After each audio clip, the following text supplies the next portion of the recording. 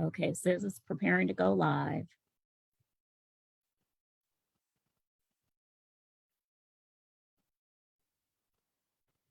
Okay, I see us. Do you see us? Yes, I do. Yay. Okay. Hey, everybody. Welcome to Realtor Life with Donell and Sharon. I'm Sharon. That's my business partner, Donell. I'm Donell. And we are both realtors with eXp Realty. And our purpose in coming to you every Tuesday at 8:30 is to just share some of the knowledge that we have attained in our 19 plus years combined experience. Absolutely. I've been in the business for just over 15, and I know you've been in for about 4, right? About 4.5. Yes. 4.5. Yeah. See, so we're coming up on almost 20 years combined experience. Mm-hmm. And what we know is that every time we think we've seen it all, we realize that we haven't. We have not. There is something new that we have to deal with, and sometimes it shocks the heck out of us, but we always end up learning something from it. And we just decided that it would be a good idea to share some of our knowledge with our fellow realtors. Mm-hmm. And some of the stuff might seem mundane. Some of it might be like, oh, everybody knows that. But, there's always somebody who doesn't know something. That is so true, Sharon. We're hoping to help that agent. Absolutely. Absolutely. So tonight, we are going to be talking about this little document. I don't know if you can see it when I hold it up. No, it's a virtual background, but it's the Buyer Brokerage Agreement. And yay. We're both in Georgia. Mm-hmm. And so we're going to be focusing on the Georgia Agreement. But what we hope will happen for anyone who is tuning in, who's in another state, is that what we talk about tonight will encourage you to get out your Buyer Brokerage Agreement and review it and make sure that you understand some of the intricacies in this document, because it is so critical, and your understanding of this document can make the difference between getting paid a commission and not getting paid a commission, getting in trouble with your real estate commission, or protecting yourself from getting in trouble with the real estate commission. Right. And it also helps you set the tone and expectations, the tone of your relationship with your buyer clients and their expectations. Sure. So, I guess. And really, Sharon, it's the foundation for a lot of the things that we do. It's an easily and often overlooked document. We kind of just assume certain things, and we take for granted that, well, it's not that big of a deal. Let's just skip over this, sign here, mark there. Let's move on to something else. But this document, if not filled out completely and correctly, can really set, as you mentioned, set the tone for the relationship. And in some cases, it could actually be the difference between you collecting a commission check and not. And it's written right there in black and white, but we do have to read it. And again, we're in Georgia, as Sharon stated. If you're in another state, make sure you read your state-specific buyer brokerage agreement. But we hope with this episode, we can clear up some things, some misconceptions, some assumptions, because at the end of the day, assumptions don't matter. It's what's written in black and white. Absolutely. Absolutely. So I guess it's time to screen share, right? Let's do it. All right. Let me see if I can do this properly. No problem. Okay. Screen share. And there it is. Okay. Oh, look at that. So let me just get it to the right page, because I want to start right at the beginning. All right. So this is the Georgia Exclusive Buyer Brokerage Engagement Agreement. If you're not in Georgia, your state might call it something different. and that's fine. So we're not going to go over each and every provision in this agreement, but we're going to focus on a few of the provisions that we thought were super important. I wonder if I can move this. Oh, good, I can. Okay, so the first one is paragraph 4. Paragraph 4 consists of an A and a B. Very important. Paragraph 4A sets forth how much you, the agent, expect to be paid. And of course, in Georgia, it's the listing broker and the selling broker that receive the commission, not the agents. Right. So paragraph 4A gives you as the buyer's agent an opportunity to indicate how much your brokerage expects to be paid. You can fill in a percentage, you can fill in a dollar amount or other, like maybe you expect to get paid, you know, I don't know, 17 gold bars or something like that. But you fill that in. Okay. And it is critical that you put something in paragraph 4A. Okay. And we'll Why get is it into critical? Well, the reason that it's critical is that if you leave it blank and it just so happens that the commission being offered by the listing broker to the selling broker is 0, and your client has signed this document and this is left blank, you're probably not going to get anything. So wait a minute, Sharon. Let's pause right there. Okay. Because you got my attention with that. So let me understand what you're saying. You're saying if the listing agent, for whatever reason, and I'm sure it doesn't happen often, because we're used to seeing something in those listing agreements, 2%, 3%, et cetera, paid to the selling agent or broker, which is what we would receive if we're bringing the buyer. If that were 0, first of all, let's just address that part of it.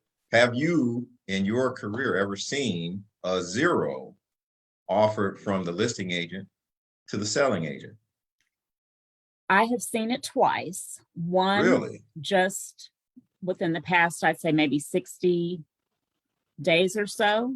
Really? And Wow. then previously, I'd say maybe about 5 or 6 years ago. And might even be a little bit longer than that. But I was actually going to show a particular property to some clients, and they had already signed the buyer brokerage agreement, and they understood what we're going to talk about in paragraph B in just a moment. And I told them, hey, you know, this house that you're interested in, the commission being offered to the selling broker is 0. So that means that you'd be responsible for paying my brokerage's full commission. I was with a different brokerage at the time. And they said, oh, that's okay. Let's skip that property. Wow. And whenever I encounter a listing that is paying less than what is set forth in the buyer brokerage agreement, I always make it a point to let my client know. Sometimes they say, never mind, because they have already decided that they don't want to have to pay any portion of the commission. Maybe they are, you know, on a really tight budget and they know they can't afford it. Sure. You know, but sometimes they say, okay, not a problem. So that, first of all, that's just surprising to me because I've never seen a 0 from the listing agent to the selling agent, but it's good to know that that could exist. But the second part, which is what this paragraph is saying, is that if you're expecting 3 and the listing agent is sharing or offering 0, according to this, that whole 3% would be the buyer's responsibility. Is that right? That is correct. If in paragraph B, you've checked off that the buyer would be responsible for making up the difference. If you check it off. If you don't check it off. If you check it off. So you can either check it off where it says, in the event seller does not pay the broker the full amount of the commission, buyer shall or shall not. If you check off shall, that means the buyer is going to be responsible for it. If you check off shall not, that means the buyer won't be responsible for it. If you leave it blank, I think that the court would presume in favor of the buyer that you didn't intend for them to pay it. So it is important, that you take care of yourself, that you watch out for your own interests, just as you're watching out for your client's interests as you take them through the transaction. And that's why this document is so important. Absolutely. And so let's go back for a minute. We were talking about what happens if you leave it blank. Same thing. I think if you leave it blank, that the court is going to find in favor of the buyer. And there's going to be an assumption that you intended for it to be zero. That would be an unpleasant surprise. Yeah. After all the work that an agent has put in to assisting, as you stated, protecting the client, and yet leaving themselves exposed. Yeah. And that's something that a lot of people, me included, did not know to the full extent. I mean, I think a lot of people just kind of assume, well, I'm going to definitely get a commission because I brought the buyer and I did my job. But this document states specifically whether you intended or whether you did not. And in this case, it sounds like even if you leave it blank through an act, just from an accident or oversight, you could be penalized when it comes to a commission. Yeah. And that's very scary. Think in terms of the fact that we're the ones with the knowledge. Right. And, most times the court is not going to look beyond the four corners of the agreement. They're not going to go by some conversation that you claimed you had or anything. They're going to look at what's in the contract. And if paragraph 4A is blank, I think they're going to make a presumption in favor of the client, the buyer. If paragraph 4B isn't checked off to say that the buyer will be responsible for the difference, I think they're going to make a presumption in favor of the buyer. And, I could be wrong, but the thing is, do you want to take a chance? Exactly. I mean, there is no good reason why any area on this form that requires a check mark or for a blank to be filled in is not properly addressed. That is just sloppy work. Right. I agree. And again, this is specific to the agent. I mean, exactly. It's not as though the client is bringing this document to the agent. The agent is bringing the document to the client to protect the agent's interest. And if this is not filled out correctly, we are assumed to be the expert, or at least more knowledgeable than the client. I could see how the court would penalize, and that's not a good word, but we should know. Yeah. And if you don't know, talk with your broker. If you don't know, now you know. Now you know. Absolutely. Very good, Sharon. That was very enlightening.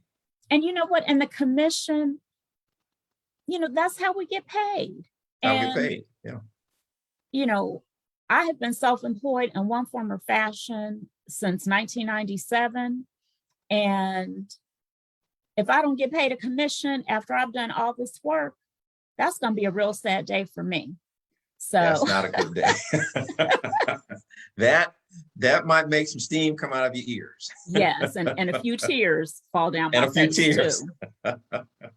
And you know what, Donell, one thing that we need to, I think, cover right quick is the difference between being a customer and a client in Georgia. Absolutely. Yes. So do you want me to do that one, or you want to do it? I'll start, and then you can, of course, fill in the gaps if I miss anything. Okay. So my understanding is that a client is the person that we represent on either side of the transaction. For instance, if you're the listing agent, your client would be the seller. And if you're a selling agent, your client would be the buyer. The customer is the person on the other side of the transaction with the other agent that you have a responsibility to provide accurate information, but in essence, they're not your fiduciary responsibility. So if I'm representing the buyer, for instance, the buyer is my client, the seller will be the customer in this scenario. If the seller asks me, what date are we going to close on the contract? That's something that's already been established and negotiated, is written in the contract. I could give them that accurate information, but I am not obligated to give them any extra information that would be detrimental to my client, the buyer, and vice versa. That's my understanding of it. In essence, I have a fiduciary responsibility to my client, but I just have a responsibility to tell the truth for the material facts of the contract to the other side, i.e. their representative would be they would be a client of their side. Is that generally correct? That is correct to a certain extent, but when I talk about the difference between a client and a customer, I'm referring specifically to the buyer. Okay. And so from the buyer standpoint. Yes. And okay. In Georgia, if someone is a customer, that means that they have signed a customer acknowledgement form. Mm-hmm. And if they make the election to be a customer versus a client, then we as real estate agents or realtors can only perform ministerial duties for them. Mm-hmm. That means that we can provide them with listings, we can help them gain access to the homes that they're interested in, but that is about it. We cannot advise them on how much to offer. Right. We cannot even draft the offer for them. We can hand them a blank contract form, mm-hmm. and they have to fill it out themselves. We can't negotiate for them or on their behalf. We can't provide them with referrals to home inspectors or anything like that.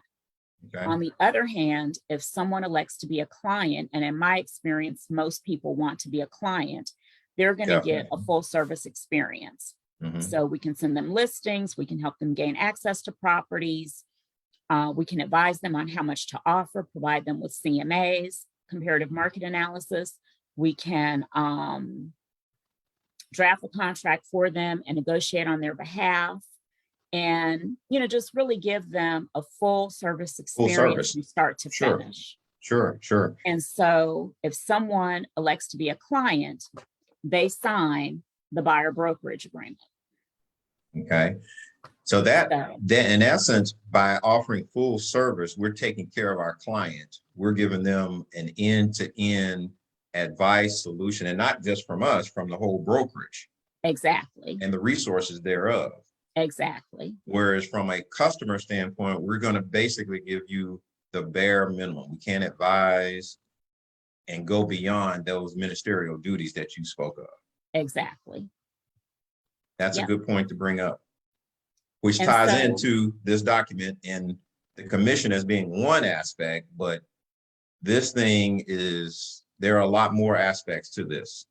Yeah.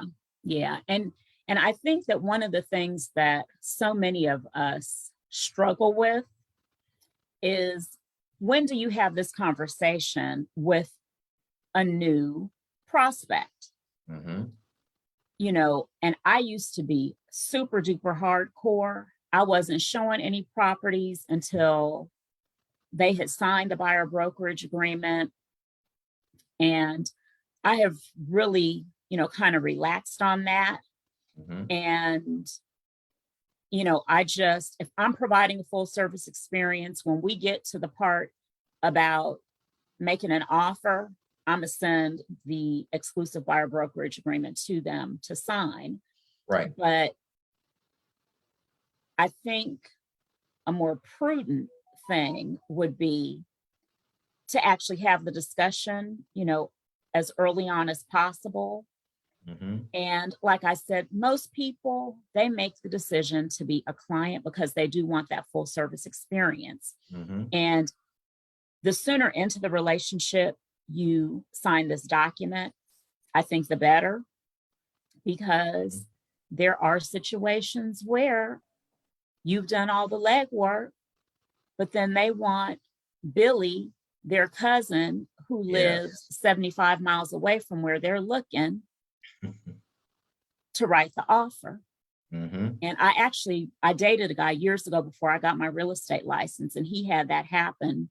He was working with a couple, and I think they were looking somewhere in the South DeKalb area. Okay. And they put an offer. Well, they wanted to make an offer on a house, and he hadn't had them sign the buyer brokerage agreement or even the customer acknowledgement.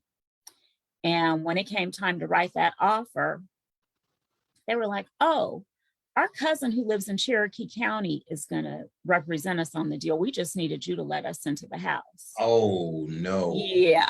Oh my He goodness. was pissed off. Yeah. That is ugly. But Sharon, I mean, that brings up, because I mean we've all been there, and you can talk about it, but until you have actually gotten in your car, taken time out of your day to meet a client, Yep. open the lockbox, show them, explain all the different the whole thing about the listing, all the different aspects and the details, gone over what we need, our offer, how we need to set it up and negotiate, and then to have that 500-pound weight dropped on you at the last second. And you're speaking of one situation. I've actually taken people to see, 5, 6, 10 houses, and then at the last minute they decide to go with their next door neighbor. And that gut punch it drains everything out of you. But at the same time, that's why we're looking at this document. Yeah. So here's a question for you, Sharon. What happens in that scenario that you just spoke of? Suppose you do have a person under a buyer brokerage agreement. I'm And sorry, you said what? what if you do have a person under a buyer brokerage in a buyer brokerage agreement, and at the last minute they say, we're not going to use you, we're going to use someone else? What Well, recourses do you have? you know what?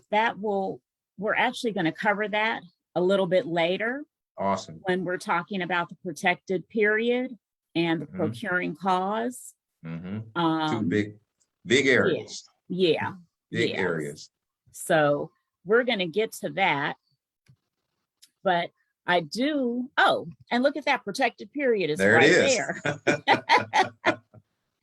So protected period is where you set forth how long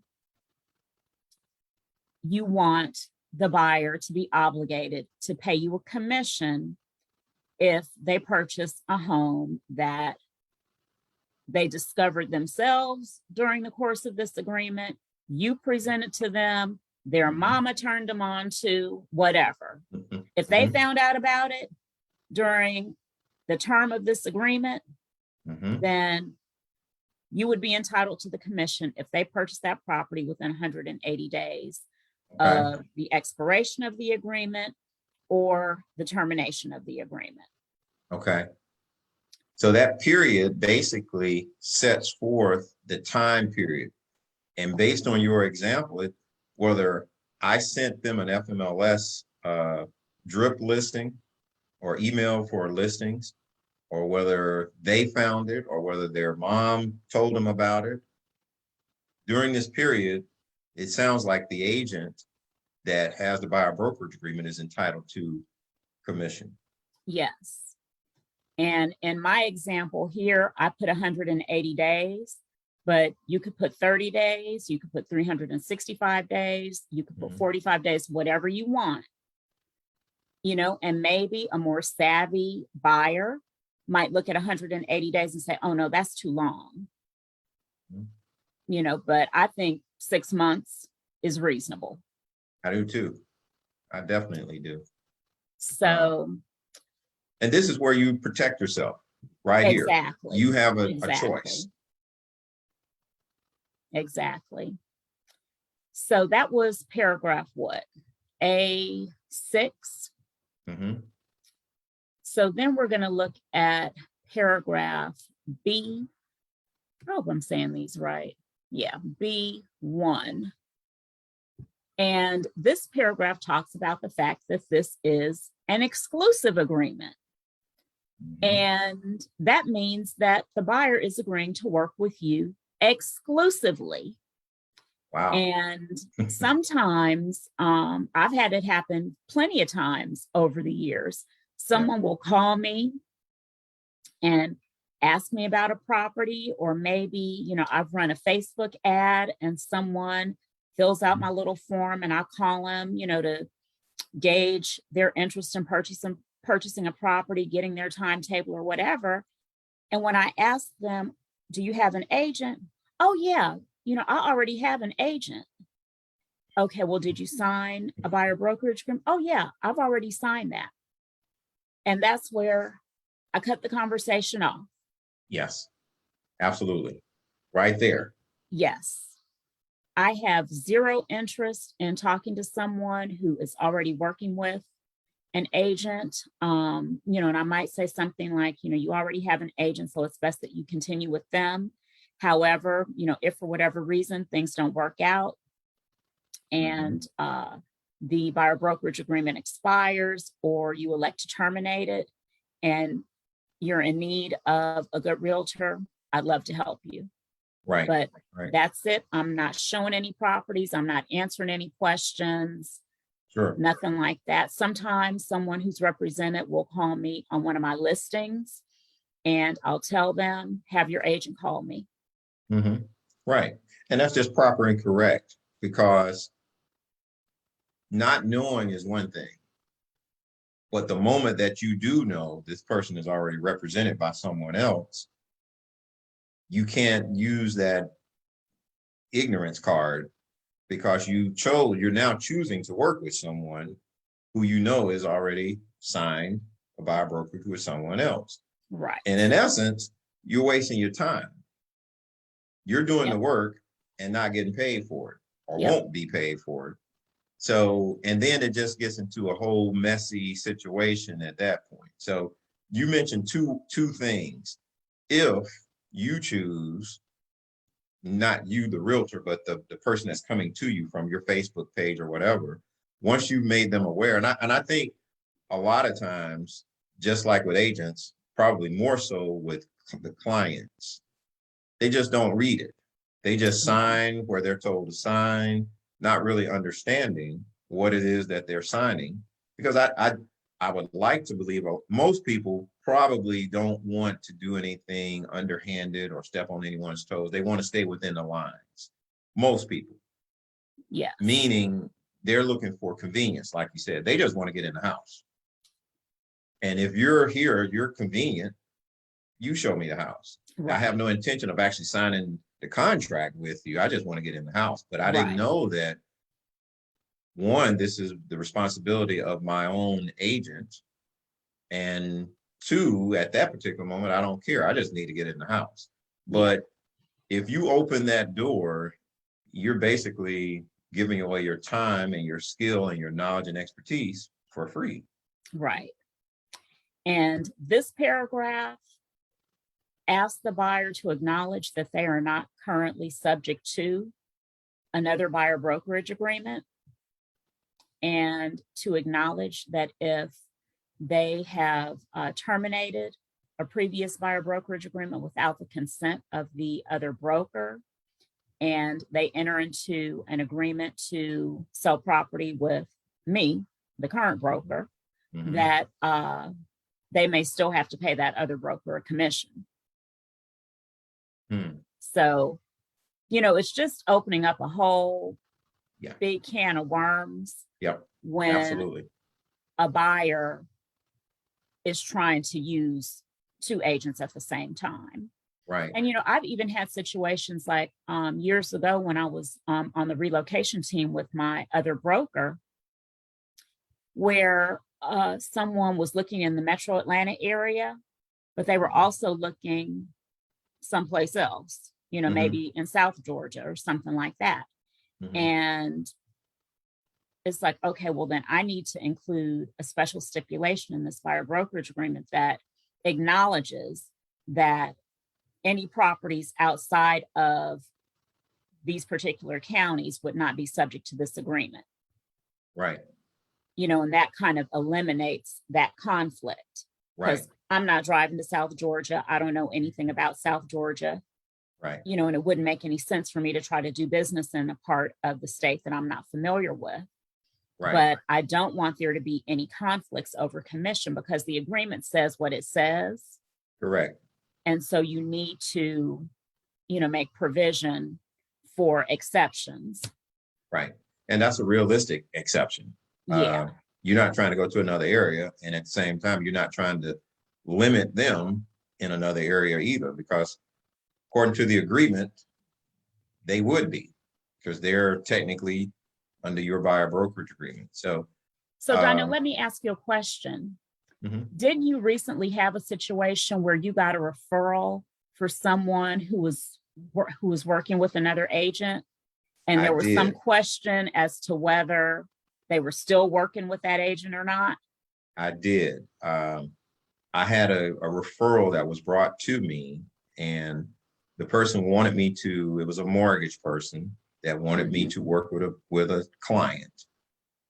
As we got deeper into the details, I came to find out that this particular buyer had already been working with an agent and had gone as far as to put an offer in on a property. And that property, the offer was accepted and they were actually under contract.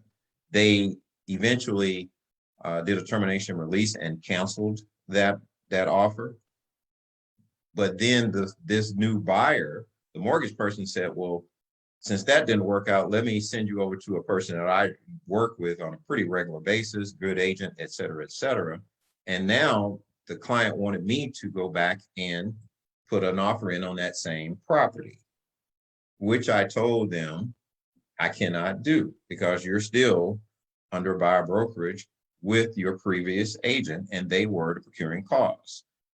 And it just didn't sound right, because I put myself in that other agent's shoes. And just what we were talking about this protected period, that just didn't seem right for one.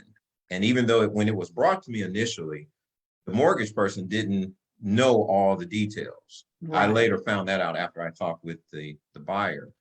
But that's just the point. Mortgage people are not supposed to know everything about the real estate side. They know mortgages and we know real estate. But I think it was a situation where the customer did not know. They honestly didn't know that there was a protected period or a procuring cause. They didn't know anything about that. They just ran into some problems with the previous agent and they asked that agent to do some things. The agent did not, for whatever reason. So they felt, well, if he won't do it, let's ask the next agent.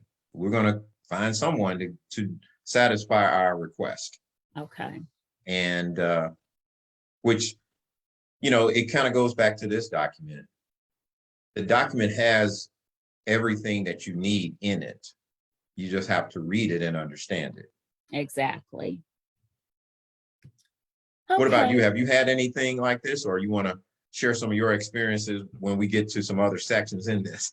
Yeah, I'll share some of my experiences. I have a good one that I want to share. All right. And it kind of refers back to paragraph 4, but when we get to the section of the document that specifically references paragraph 4 again, I'll go over it. Sounds good. So paragraph B2 talks about the term of the agreement, the start date and the stop date. And what is so important about paragraph 2 is that it talks about how the agreement can be extended. So if you're coming up on the end of the buyer brokerage agreement, of course, you can do an amendment to extend the contract. But more importantly, if the buyer enters into a purchase and sale agreement with the seller, Mhm. and the deal hasn't closed before this agreement expires, the agreement is automatically extended through the closing date. So technically, you wouldn't have to do an amendment to extend it once you're under contract. It's Okay. automatically extended. Okay. And then I think there is another provision in here. Let me read it right quick. That's interesting enough because I did not know that. Yeah, let me see. Which is not closed or consummate. It says then the original expiration date of this agreement may be extended for the number of days the buyer was under contract by broker providing written notice of the same to buyer within 5 days of the date the contract to purchase not being consummated, but in no event later than the expiration of this agreement. If such written notice is not given before the end of the notification period, then the extension period for that transaction shall be deemed to be waived by broker. Yeah, so you know what? This is a little bit different. This is a little bit different than what I said it was. You do have to give written notice of the intention to extend, and it's by the number of days that you were under contract. So if Okay. you've been under contract for 32 days and the closing doesn't happen, then you can extend the buyer brokerage agreement for 32 days. And you just Okay. have to give written notice. Okay. So, Interesting. you know, that's important. That is definitely important. Because you just never know. Things happen in real life, contracts, things are delayed, closings are delayed, so on and so forth. And if you're getting Yeah. close, this is something to know. So I meant to bring this up in the previous section, but a key word here, and it was in your previous section that you read, is give notice. Mm-hmm. Because if notice is not given, it's not assumed, in essence. Right. So in real estate, everything has to be written down for it to go to a court of law. Otherwise, you've got he said, she said, you know, one person's word or knowledge versus another person's word. So Yeah. You know I what? think that's important to know, that was notice given. Yeah. And that's what you're talking about is the statute of frauds. Mhm. And it says that everything pertaining to the purchase and sale of real estate has to be in writing. Mhm. And so I really just want to clarify, because I think I've been talking about two things at the same time, Okay. and maybe I'm not being clear. If you're under contract and the deal doesn't close prior to expiration of the buyer brokerage agreement, then the agreement is automatically extended through closing. Okay, so that's Okay. part one.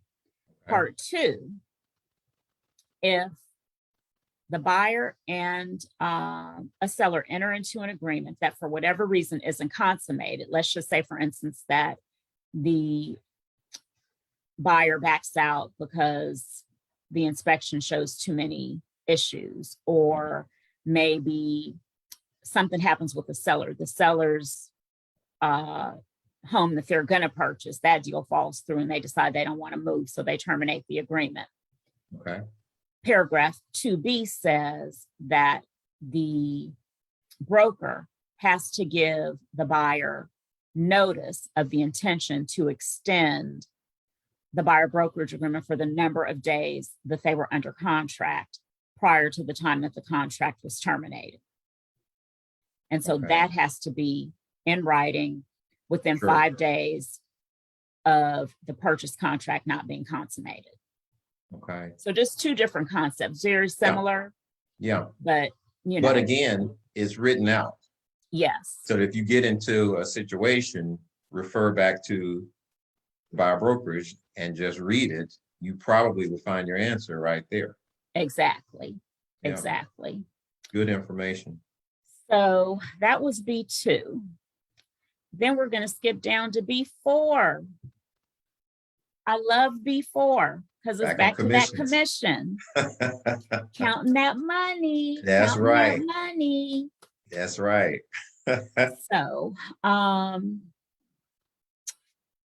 paragraph 4A says that pursuant to the terms of this agreement, buyer is acknowledging that the selling broker is entitled to receive the commission set forth in paragraph 4A on the first page, A4A.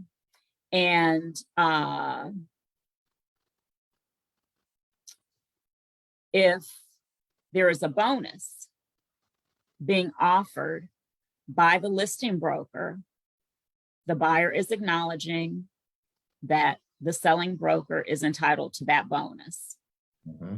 And there has been, there have been cases where a buyer has discovered that their broker, their agent received a bonus, and that wasn't disclosed in advance.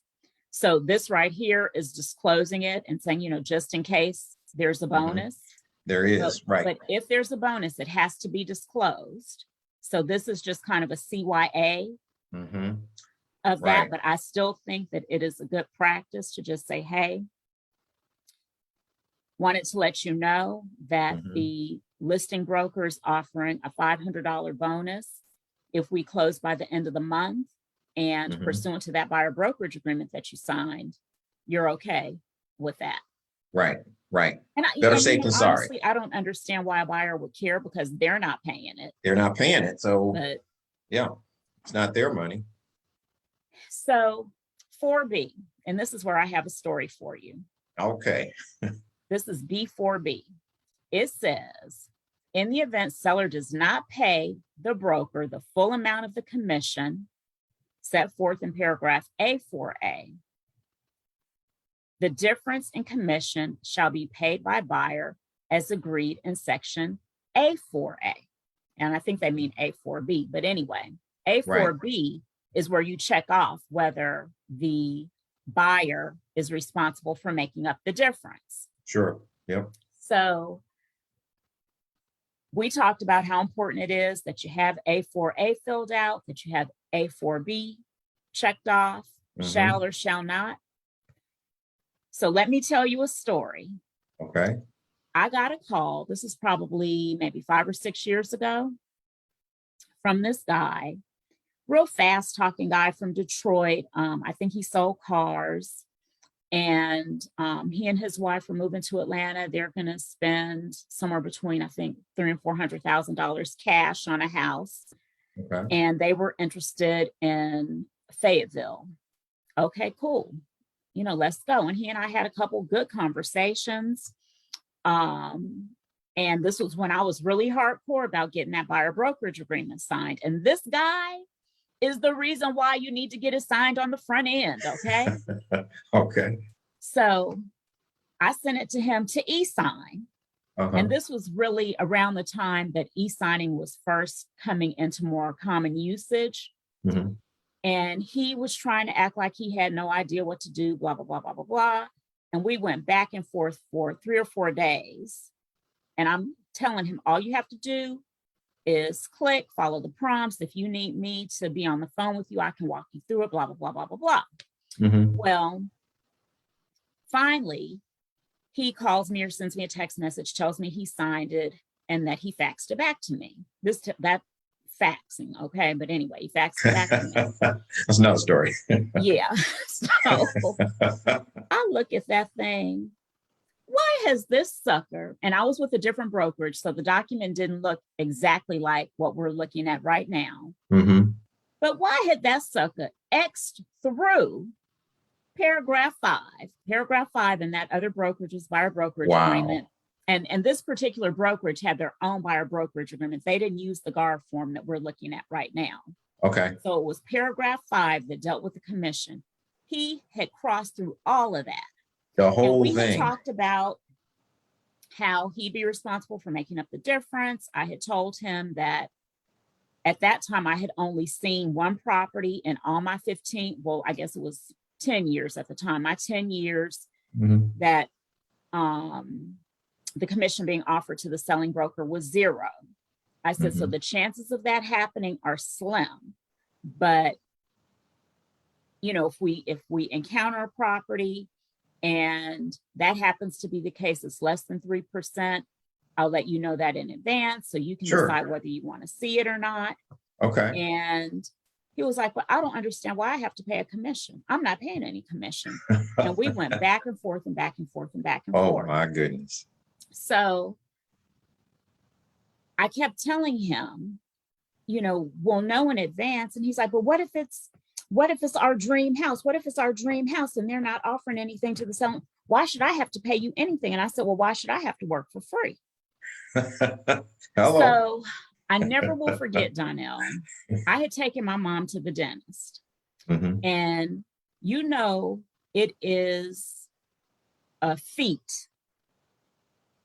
I got to get Mhm. her in her wheelchair or out of her wheelchair into the car, out of the car into the wheelchair, out of the wheelchair into the dentist chair. I mean, it's a feat. So I was already in a bad mood. And I'm sitting out in the lobby and this fool calls me. Oh my. Donell, I had to step outside because me and this man went at it. Oh boy. And wow. And Donell, you can attest to the fact that I am just such a sweet and soft-spoken person. Most times you are. Until Yes, you indeed. piss me off. Yeah, until yeah. Oh my then God. It changes just a tad. And me and this man, we went at it and went at it and went at it. Oh boy. And he At the just doctor's did office. not want to concede. And I damn sure wasn't going to concede because this is how I make my money. Yeah, you shouldn't. Absolutely. And, you should not. A lot of people, agents get a bad rap. People think we're in it just for the money, blah, blah, blah, blah, blah, blah. And that's not the case. It's not that we're in it just for the money, but this is how we make our living. This is it. So simple as that. Like what I even said to him is, okay, you sell cars, so you understand what it's like to get paid on a commission. Thank you. How would you like it if you have this fabulous week where you've sold 10 or 15 cars and you're expecting this big fat commission check and your boss tells you, you know what, we appreciate you. You did a lot of good work this week. Yeah. But we ain't gonna pay you. And even that did not move that man. And so I just ended up telling him, you know what? I'm not going to agree to do volunteer work for you. Absolutely not. The thing about it is if I present a buyer brokerage agreement to my broker where paragraph 5 has been crossed out, where I have forfeited not only my commission, but the part of the commission that goes to the broker, they'd fire me on the spot. I'd be done. Automatic. They would tell me they weren't going to hold my license anymore. Automatic. And so I just can't do that. But, I just felt so disrespected, like he didn't have any appreciation for me as a professional. And you've already done me work. To do all the hard work. Yes. And on the off chance, and it's a very slim chance. I mean, I have looked at thousands of listings in the past 15 years and have only seen 2 where the commission being offered to the selling broker was 0. So it was such a slim chance that was going to happen. But and you would know beforehand. Yes. That's the thing. He didn't want to take a chance that the house he fell in love with would be the one where it was 0. And the thing is, it could have been 2% being offered and he would have had to make up 1%. He didn't want to do any of that. No. That's just a greedy individual. Yes. And a selfish individual. And I think when we come across those people in life, it's to our benefit to exit and just go away from those type individuals, because that's a taker that's not willing to even be fair. He's basically not even acknowledging that you deserve a commission at all. Exactly. And I'll if tell you, that's the case, Donell, then we got to part ways. after my That's blood ridiculous. pressure came down, I was like, whew, I dodged a bullet. Because he would Amen. have been a problem from start to finish. Yes, indeed. And I know you've heard me say, the Lord or God protects babies and fools, and I'm not a baby. And God protected me from that man. Yes, He indeed. really did. So, yes, indeed. you know, it Wow. worked out for the better as far as I'm concerned, because that was a bullet dodged. Yes, indeed. So paragraph B4C deals with for sale by owner properties.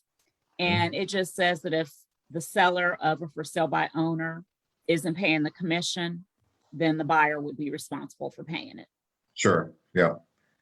I mean, we got to get paid by somebody. Yes. So, you know, if I wanted to do volunteer work, I'd be holding babies or working at the dog shelter. And this is not as easy as that. Yes. So anyway, let's move on. And we can talk about that protected period in more detail. We've probably pretty much exhausted it. Yeah.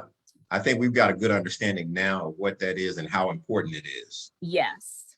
And one of the important things is that they define the term buyer in this paragraph. And this is paragraph B6. Okay. And it says that the buyer includes the buyer, all members of the buyer's immediate family, any legal entity in which buyer or any member of buyer's immediate family owns or controls directly or indirectly more than 10% of the shares or interest therein, and any third party who is acting under the direction or control of any of the above parties. So when we talk about that protected period, if your buyer lives in Chicago and their cousin is here and you show the cousin the property, that property still falls within that protected period. Okay. And it doesn't matter where the property came from, like we said before. If they found it on Zillow, if you sent it to them, if their mama sent it to them, if it came to their attention during the term of this agreement and they buy it during the protected period, you're entitled to the commission. And that's why here's the thing, like, I don't have any interest in fighting over a commission, quite honestly. So if a buyer tells me that they are dissatisfied, you know, or whatever, that they want to put their home search on hold, they want to terminate the buyer brokerage agreement, I say, okay. Right. And, you know, if it feels like it's even a bit contentious, you know, or maybe, especially in situations where they say they're dissatisfied with me, and thankfully that hasn't happened very often, I'll go ahead and do the termination of buyer brokerage agreement, just so that we can formally release it and they can go on about their business. But the protected period is still in play.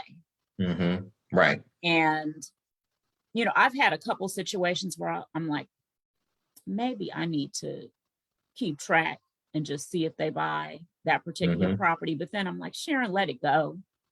But you bring up a good point in that, I agree with you. I'm the same way. I don't want to work with someone that doesn't want to work with me, because that's just going to be a very contentious, just a nasty period for all parties involved. Okay. But that said, I did put in work to show you these houses. Yeah. That's time that cannot be recouped. That's gas that cannot be recouped. So it's not fair to me if I show you a property and then you go we terminate the agreement, and then 2 weeks later, you go and get another agent, like was in my situation, my example. I don't want to be on either side of that. I don't want to be the person being taken advantage of or the person taking advantage of. And I just think that is a protection that is fair and just. And unfortunately, there are some, as within any industry, some unscrupulous people. So this is that protection, and whether they be buyers or agents, this is a framework very clearly stated for that period, for that situation and scenario. Yeah. And the thing about it too is that this does say that there shall be no protected period if the buyer and broker mutually terminate the agreement. Mm-hmm.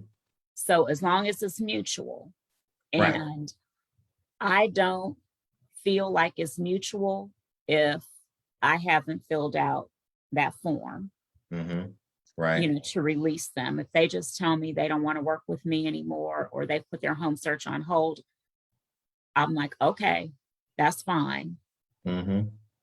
But I don't, you know, do anything to make it look like it was a mutual termination. Right. Which goes back to, again, notification. Yeah. You can't, it's not just words. We need to do it officially. Yeah. Mm-hmm. So, okay, let's move on. Okay. Paragraph C2 talks about the buyer's duties. And, you know, some of them are really self-explanatory: be reasonably available to view properties, respond in a timely fashion, provide complete and accurate information, inspect and become familiar with any property that the buyer contracts to purchase, including but not limited to any adverse conditions with the property. Carefully read all terms of all disclosures, reports, and contracts. That's a big blah, one. blah, blah. And then it says work exclusively with broker and not any other real estate broker or licensee. Okay, so that means they're supposed to be working with you and you alone. Exclusively, yes. Exclusive. Disclose to the broker at the commencement of this agreement whether the buyer previously worked with any other real estate broker, and the addresses of the properties, if any, buyer made an offer to purchase or for which buyer may owe a commission to another broker if buyer purchases now. So my question to you, Donell, is how often do you get that list of addresses? Surprisingly enough, Sharon, I've never gotten that list of addresses. And guess what, Donell? Neither have I. Uh-huh. That's interesting. Yeah. They must have just forgotten. So, you know, that might be something that we want to make a part of our mode of operation, our standard MO. Yes. Agreed. Yeah. And And it's just interesting to see it written out in plain English. Yes. Work exclusively with broker. Disclose to broker the commencement of this agreement, whether they work with another real estate agent, is right there, black and white. Yep. There's no ambiguity. Yep. And so we really need to just be more proactive. Correct. In pulling that information out of our prospects and our new clients. Yes. Yes. And then not contact or see any for sale by owner properties without first giving the broker, us, an opportunity to make contact with the owner and arrange for them to see it. Now, when I tell you one thing that burns my biscuit, Donell, okay, is when my client starts contacting agents and for sale by owners. Yes. Oh, that burns my biscuit. Yes. So I always try to coach them. Or when you get this one, Sharon, when the buyer says, I saw that property yesterday with another agent, because you did what? You see my hand go on my hip? It almost spun around. Yeah, I already saw that one yesterday. I just called the agent up and they let me in. Yeah. Donell, I had that happen. And thankfully, it wasn't one of those listings that has that verbiage that says that if they show the property, the commission to the selling broker is 1%. Yeah. And FYI, everybody, this is really a topic for another day. If that's what your intention is, you have to disclose that in your listing agreement with the seller. If you're going to change the commission or reduce the commission to the selling broker because you showed their client the property, that has to be in your listing agreement prior to. You can't just make it up on the fly. Yes, yes. But anyway, yeah, so when they come up with that, oh, you know, the other agents show me, and it's like, okay, do you know you're putting my money in jeopardy? Thank you. You know. Thank you. So it's just important that, you know, we let them know. Yes. That they should let us do our work, right. You know, and represent them. You know, that's what we're here for. That's why we went to real estate school. Exactly. Exactly.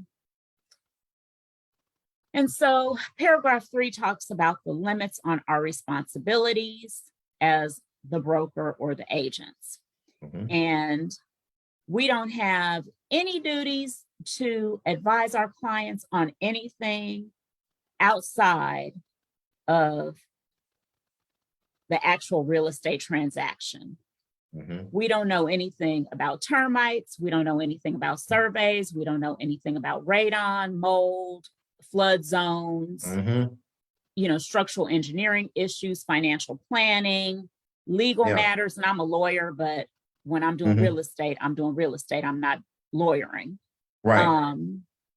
And so that's one of the things that's real important, because they will ask you to do all kind of stuff. Donell, didn't somebody call you the other day telling you that they wanted you to do a best use analysis or something? Yes, which I never even heard of. No, I had no clue as to what they were talking about. To me, Sharon, when I read this, I just summarize it in my mind as stay in your lane. Exactly. Stay in your lane of real estate. Don't get into highest and best use and appraisals and infestation reports. I do real estate. Exactly. That's it. Period. I'm not an inspector. Stay in my lane. You know, oh, look at that. I see a water stain up on the ceiling. The inspector will take a look at that and determine whether it's something new, whether it's, you know, there's moisture there or not. Not my area. Yeah.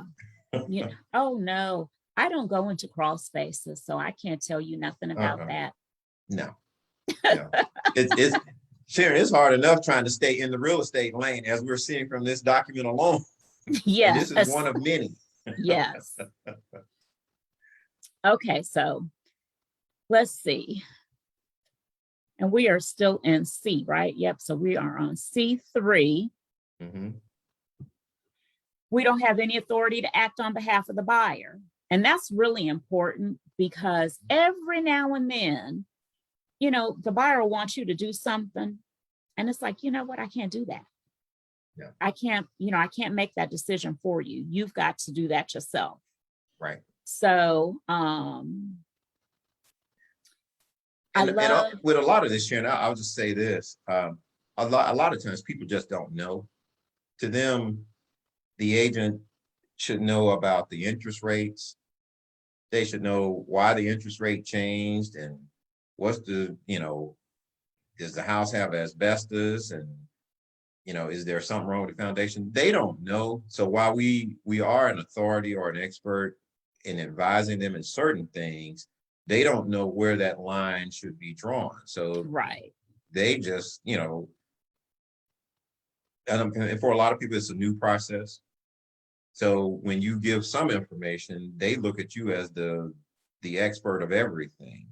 And this document, again, up a little earlier, you mentioned read the contract, read the agreement.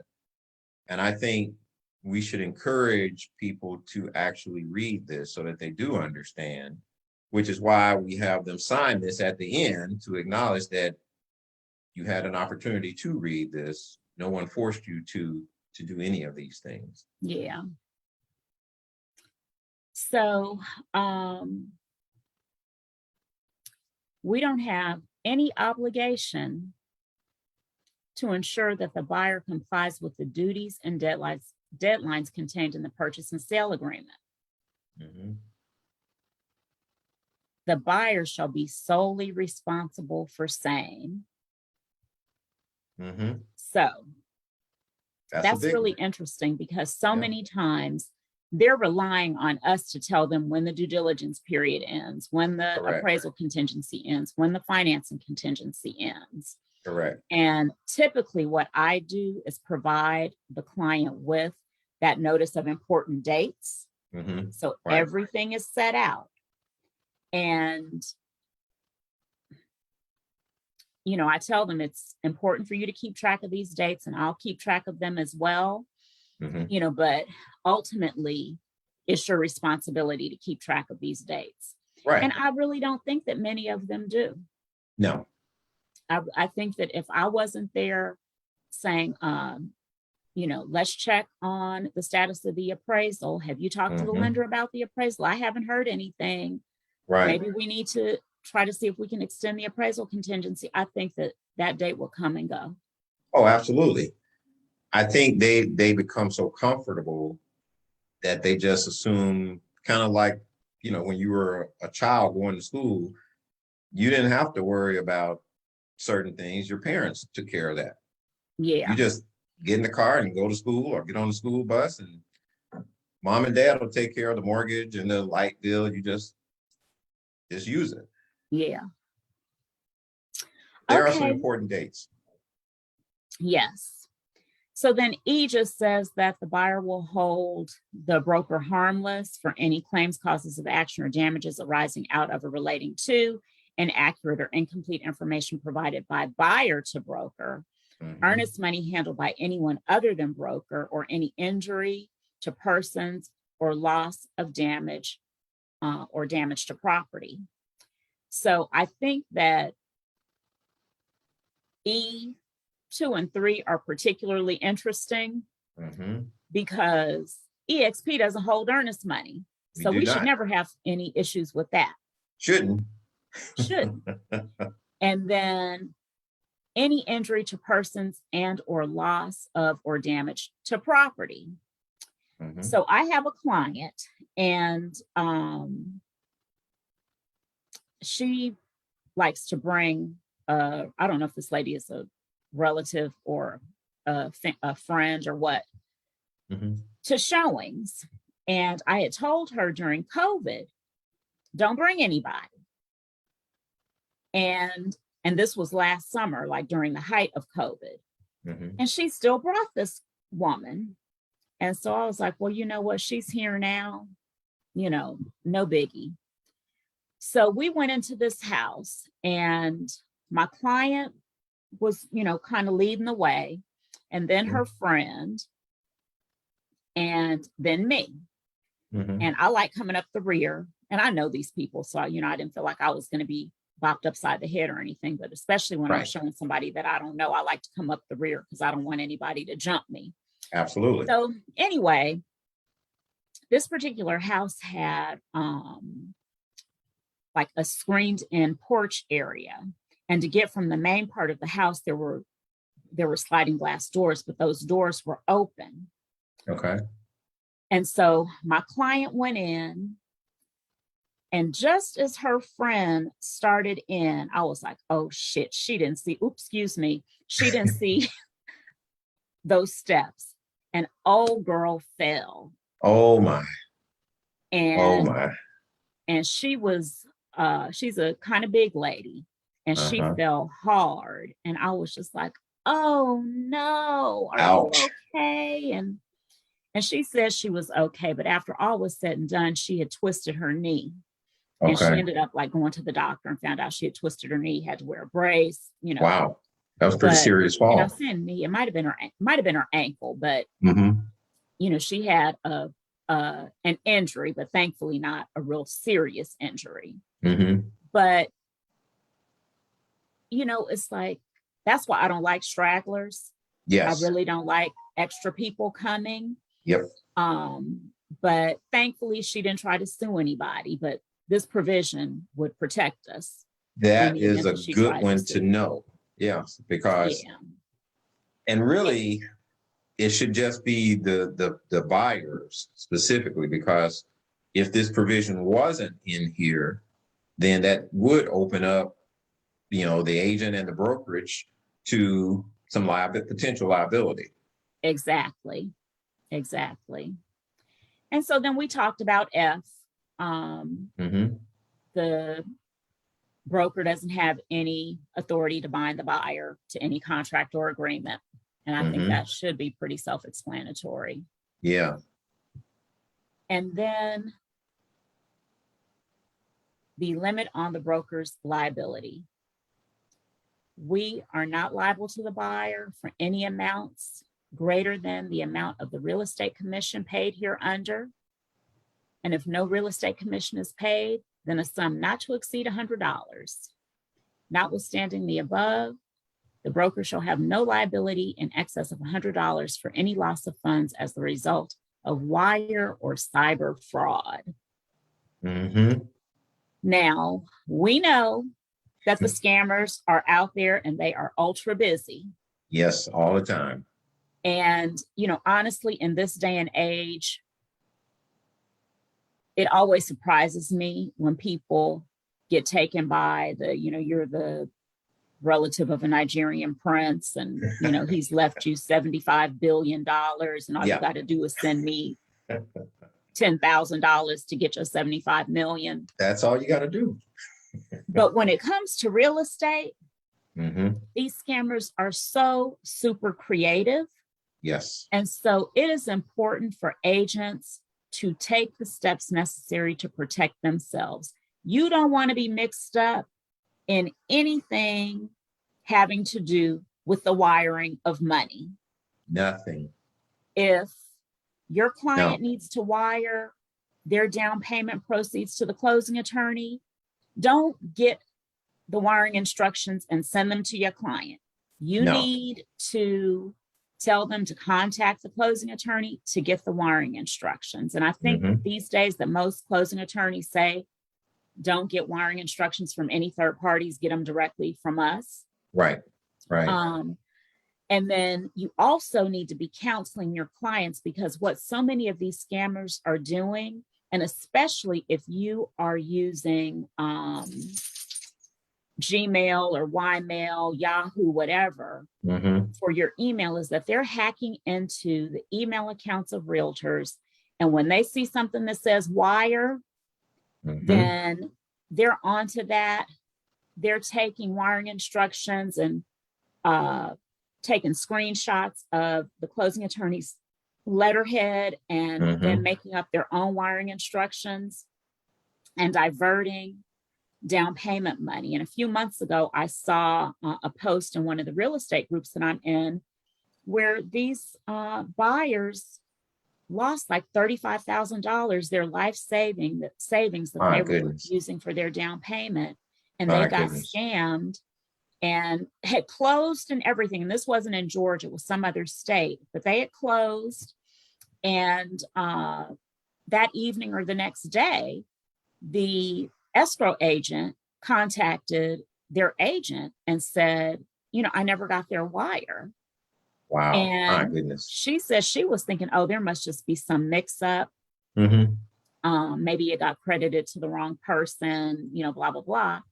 And then come to find out that the client had gotten an email saying, we've updated our wiring instructions. Oh my. Yes. And so the scammer had, just scammed them with fake wiring instructions and diverted that $35,000. And I don't know what happened, if they were able to, stop it.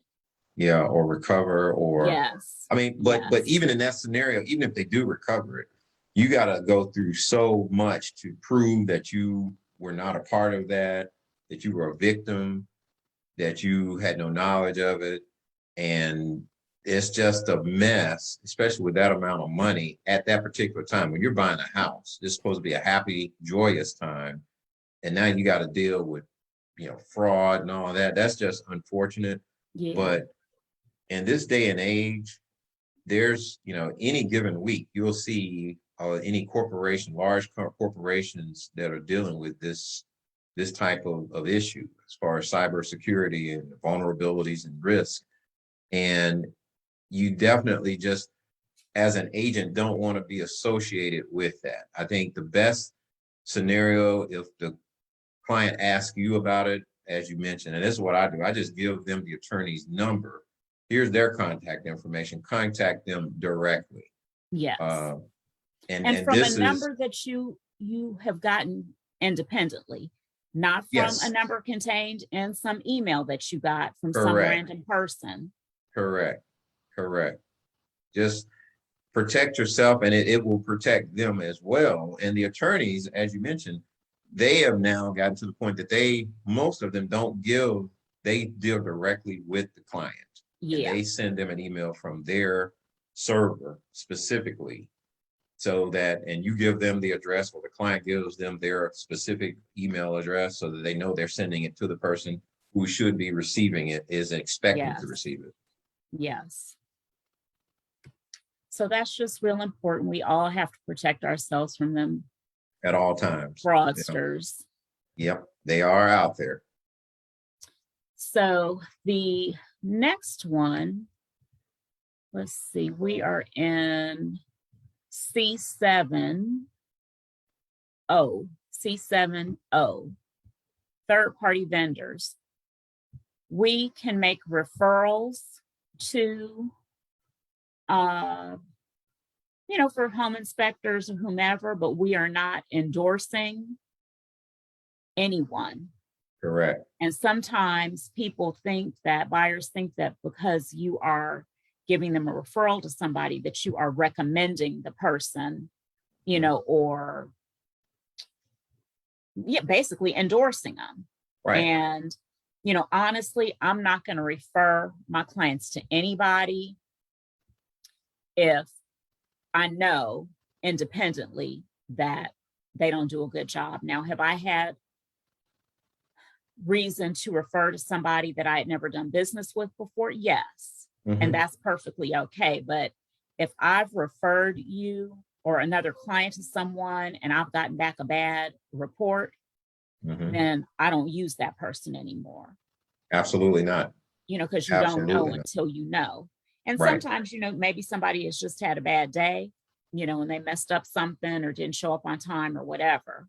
Mm-hmm. But, I had a situation, Donell, where the boyfriend of a friend of mine was a handyman, whatever. He wasn't licensed, so he was a handyman rather than a contractor. Mm-hmm. And I referred him to a client of mine. This was on a listing, and the home inspection came back with a few things that needed to be taken care of.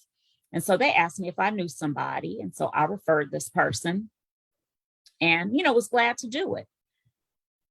Well, at some point, and I'm thinking that it was after they had already closed, and I was talking to the wife, and she brought this guy up, and she was like, Sharon, he made me so mad. And I said, what happened? I mean, because I was really surprised. Mm-hmm. And this was during the recession, when gas prices were $4, almost $4 a gallon, maybe $3 a gallon, whatever. Yeah.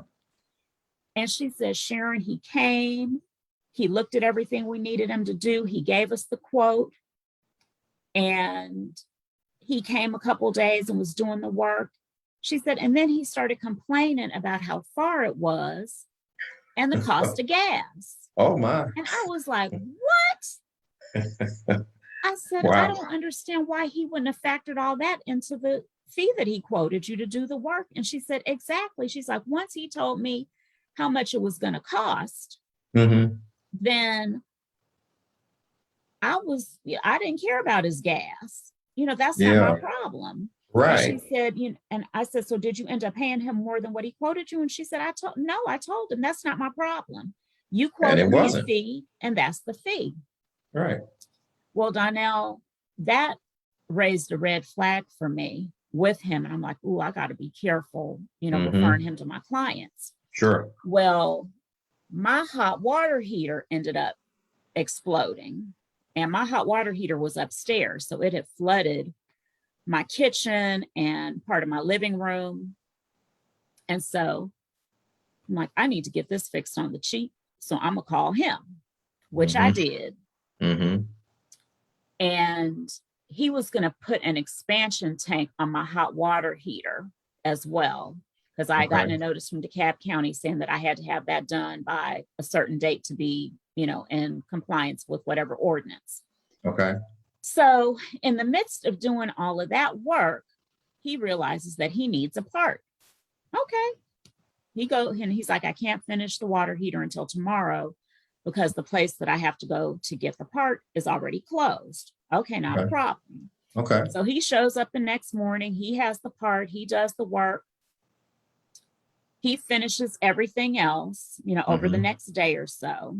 And when we initially talked, I never will forget, I had written down like a line item, everything he said. This will be X amount. This will be X amount. This will be X amount. And I had this stationery that says Sharon E. Smoot on it. So I had written it down on some of that stationery and set it on top of my microwave. So when it came time for me to pay him, he tells me more than what he had quoted me. Oh boy. And so I said, wait a minute. I said, I have it right here. And you told me that the total would be X, based, 200 plus 100 plus 75 plus whatever. It's going to be X. And he's like, but, I had to pay for that part. And I said, wait a minute. I said, you got the part. You never told me that that was going to be extra. Correct. I said, you didn't present me with a receipt. Right. I said, then on top of that, you sent me to Lowe's twice. You sent me to the flooring store. I said, and my expectation when I hired you to do the job was that you were going to do all of that. You do the job, the whole job. To Lowe's twice. I went to the flooring store. I said, and I bought you lunch. Oh, fine. Fine. Like he's doing me some kind of favor, but he's getting paid for it. I mean, that's the thing. We both are doing the work, but you're getting paid for it. Right. And the point is, you never know, like you could have had a good experience with somebody. Right. And then all of a sudden they do something crazy. Like I have another handyman story. Somebody that my neighbor referred me to, actually one of her cousins. And they ended up having a falling out over something. I don't know what, but I continued to use him. I referred him to one of my longtime clients who owns several rental properties here. And to this day, he still uses him. Okay. But one of the tenants told me some stuff about him. And I was like, oh, sweet Jesus. I can't keep referring this man to folks because he got a problem. Yeah. And you don't want his problem associated with your name and reputation. Yes. And, and I don't want to give too many details. Yeah, but we won't go there. But I was like, oh my God. And then I pieced it together with something that had happened when my mom's hot water heater had exploded in 2009, and she hired him to do some work here. And this was right around the time when she was starting to have problems with her mobility. And I was actually moving in as he was doing the work here. And we had an incident, and he had a helper that was assisting him. And and so a lot of my boxes and stuff were in the garage, and I had a box that had my adult beverages. And I had some Grey Goose. And one day my mom was like, Sharon, I think I want a daiquiri or something. So I went to grab the Grey Goose. And there wasn't a whole lot in it when I brought the bottle over here. Maybe, this much, maybe enough for 2 drinks, if that. And it was like barely enough, like to wet your lips left in that bottle. Yeah. More Grey than Goose. Yes. And his helper had gotten sick over here. We had to call 911 and everything. So I was like, my goodness. that man drank my Grey Goose. I was just blaming the helper. And Oh my the other goodness. guy, the main guy, overheard me and I drank that. Oh my goodness. Oh my gosh. Oh, we got the biggest laugh out of He that. say, I drank that. Don't put Yes, that. yes, but it's like, okay, now you really do got a problem if you're drinking Yeah. somebody's Grey Goose right out the bottle and you're supposed to Yeah. be at work. Oh my goodness. But anyway, so I say all that to say we might refer somebody, but we are not endorsing them. Not at all. Yes, we're not warranting their performance, their work, or anything like that. Right. Okay. Whew, we've been going at this for what? Almost an hour and a half. So let's wrap this puppy up right quick. Yeah. Yeah. Just a couple more Good information paragraphs. though. Very good information. Buyer default. So if the buyer defaults on a purchase and sale agreement under which the broker would be entitled to a commission, Mm-hmm. the buyer's got to pay that commission immediately. Mm-hmm. And if buyer and seller mutually terminate a contract under which broker would have been paid a commission, had the transaction closed without prior consent of the broker, the buyer's got to pay the commission. Okay. Huh. So, you know, these are things where you could potentially end up in a legal battle. Yes, definitely. But it's there for a reason, you know, and depending on your relationship with the buyer, you might want to pursue it. You know, if your relationship is really devolved, you might want to pursue it. But, you know, of course, this is something that you would have to do in conjunction with your broker. Right. You don't Right. get to just sue your client. The broker would be the one suing for the commission, because what did we say at the beginning? In Georgia, the commissions are paid to the broker, The broker. not to the Correct. agent. Correct. Correct. So then also, if the buyer unilaterally terminates this agreement and enters into a contract to purchase, either during what would have been the remaining term of this agreement or the protected period, the buyer's got to pay the commission. Which goes back to my example where, you know, with the other agent, he had already written a contract for these folks. And now they want me to come behind him and write the same contract. That Yep. is during the protected period. Yep. So, Yep. And, you know, a buyer doesn't want to be in a position where they have to pay a commission if they don't Right. have to. I mean, right. so I guess that is it, Donell. Good information, Sharon.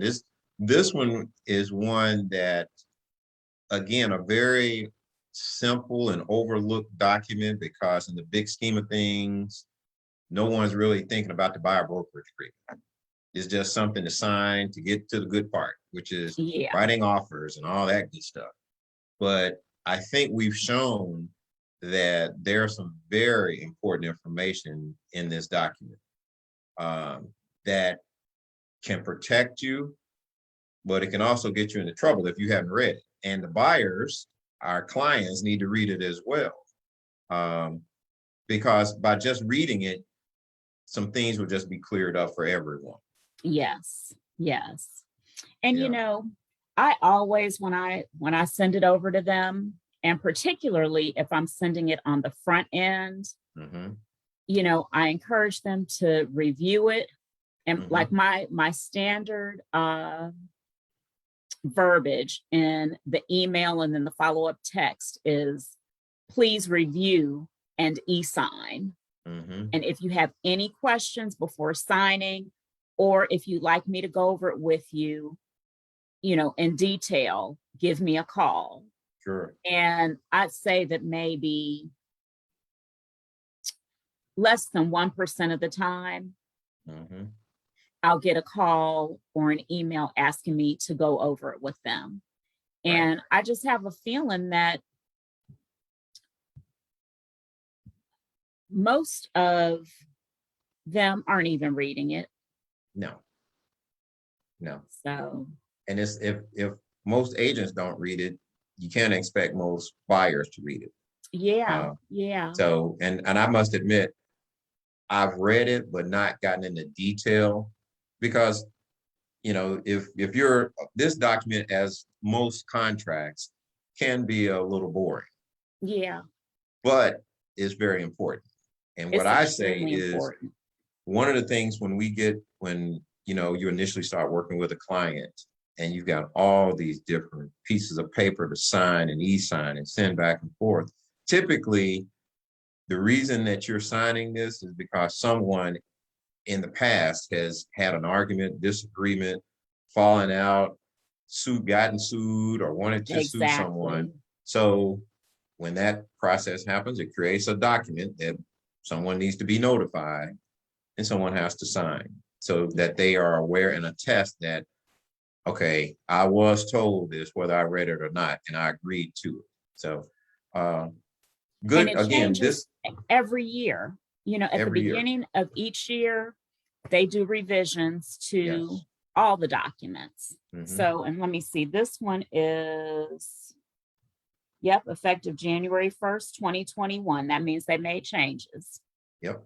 And they'll And probably do the sometimes they same in do 22. changes mid-year. Yep, that's true. That's true. And it's our responsibility to know what it says, to know what this document says, as well as all the other documents. Absolutely. And, you'll get yourself in trouble if you don't know what it says. You And have attested. you'd be surprised, Donell. I think I mentioned to you one of my colleagues from my old brokerage. She and I just happened to be talking a few months ago, and she was like, Sharon, you know that GAR buyer brokerage agreement has a provision in it that allows you to say whether the buyer is responsible for making up the difference in the commission. Mhm. And she said, I have been trying to get in contact with my broker because they really need to add something like that to that brokerage's buyer brokerage agreement. And I was like, wait a minute. I said, now, unless something has changed since I left, and I just left in October of 2020. I Mhm. said, unless something has changed since I left, it does say that. It It's does say it. paragraph 5A. You And I guys just said, read wait a it. minute. She was in her car. I said, let me pull it up on my laptop. Mhm. And I said, yeah, if this is the most recent buyer brokerage agreement that I'm looking at for your brokerage, it says it. And she was like, oh my gosh. She said, when I get home, I am going to look at that. She said, I never knew that it Yeah, said that. you And gotta the just thing read it. about it, I was with that brokerage for over 14 years, and it has Mhm. always said that. And she's been with them longer than I was. Yeah. So it's just amazing that, she just hadn't read it and she didn't know what it said. So I'm wondering, like, okay, what have you been doing? Sharon, a Just lot of filling people in the number, but just not feeling it, reading going what through it the said. process. Going through the process. A Yes, lot of people go to church, but it doesn't mean that they know the Bible. that's So true. That's true. so So good anyway, information. well, I hope that somebody out there has found this informative. If you're looking at a replay of it on YouTube or Facebook, give us some thumbs up, give us some positive feedback. If you have any Absolutely. questions, post them in the comments and one of us will get back to you. Yeah, absolutely. And Yeah. we love to close this out. And this is just episode 2, but Yeah. we love to close it out by saying that we are always looking for dedicated, motivated, hungry realtors to join our EXP team. We would love to So if have you. you have questions about EXP, I am going to put my contact information in the chat, and Donell will do the same. And you can give us a call. My number is 678-446-5925. And mine is 404-578-6437. So mine's in the chat. And Donell is going to put his in the chat. But EXP is an amazing company. And I never dreamed that I would leave my other brokerage until I had an opportunity to move over to EXP. And honestly, it took me a while to make the decision, well over a year. But I finally made the change, and I just think that EXP is the brokerage of the future, and it just offers so many amazing perks. And, it was just an opportunity I couldn't pass up. So if you're curious to know about EXP, Donell and I, excuse me, would love to chat with you about it. So reach Absolutely. out. Absolutely. Thanks. Thank you everyone for watching. We really appreciate everyone watching. We hope that we were able to bring you some valuable information tonight. Yes. So take care, everybody. And we will see you again next Tuesday for episode 3 of Realtor Life with Donell and Sharon. Have a good night. Good night, everybody.